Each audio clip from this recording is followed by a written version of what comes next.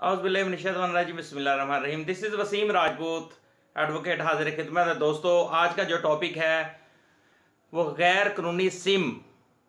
Mobiles में जो गैर कानूनी सिम होती हैं, मोबाइल जोंग हो गई, यू फोन हो गया, टेलीनॉर हो गया, वारिद हो गया, तो इस तरह की जितनी भी सिम है, तो जो जो भी गैर कानूनी तौर पर बंदा जो अनऑथोराइज्ड हो, जिसके पास किसी किस्म का कोई इख्तियार ना हो कि सिम वो इशू करे, अगर वो गैर कानूनी तौर पर सिम में इशू करेगा, सेल करेगा, तो और उन सिम का गलत यूज़ होता है।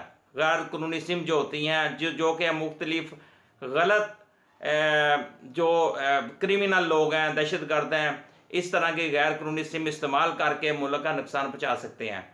तो किसी बंदा, कोई अथोराइज बंदा ये सिमें सेल कर सकता है। अगर कोई अनअथोराइज बंदा ऐसी सिमें जो गैर कानूनी तौर पर उनको इशू करेगा, आगे देगा और उनकी रजिस्ट्रेशन नहीं करेगा, रजिस्टर नहीं करेगा, तो इसमें कानून में इंतहाई सख्त सज़ा है कि 5 लाख रुपया जुर्माना और 3 साल कैद बामशक्कत है।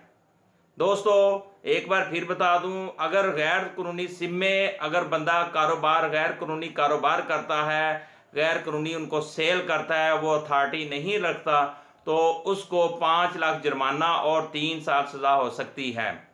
दोस्तों, मेरी कोशिश होती है कि इस तरह के जो जितनी भी कानूनी आगाही है आप तक पहुंचती रहे। किसी दोस्त ने, बहन ने मुझे मैसेज किया था, लिहाजा मैंने उसको लेक्चर की सूरत में इसलिए किया ताकि जिनको इस कानून की आगाही नहीं हासिल, ताकि उन तक भी ये बात पहुंच जाए कि गैर कानूनी सिम का कारोबार करने वाले के लिए सज़ा क्या है, जुर्माना क्या है और कानून उसके ख़िलाफ़ क्या एक्शन लेता है।